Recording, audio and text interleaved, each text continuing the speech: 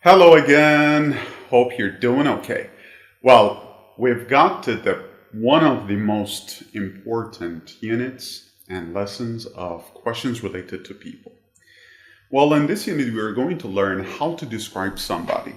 Always remember, in the previous video files, I told you that whenever you want to talk about someone, you've got two options on the table. You can talk about their personality or their appearance. Now, today we're going to be talking about personality. Adjectives of personality can simply help you to describe somebody in details. But always remember, try to come up with specific adjective of personality. Do not come up with some dull adjectives and general adjectives. Like, for example, my mom is a great person. Okay, of course she is. But try to be a little bit specific, because the word great can be simply applied to any kinds of things. For example, I got a great cell phone. Of course, that's not really great, but anyway. Or I got a great laptop.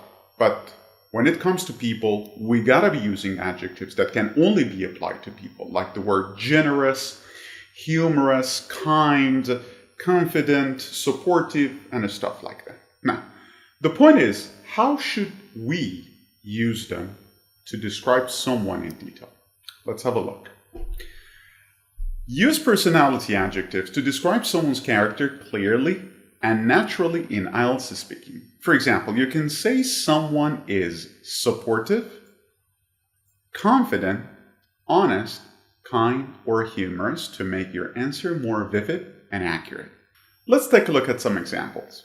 My sister is very supportive and she always encourages me. So you see, supportive is the adjective of personality here. And by saying this, I'm trying to support this idea that why my sister is supportive. Now, let's take a look at another one. He is a confident person who speaks very clearly.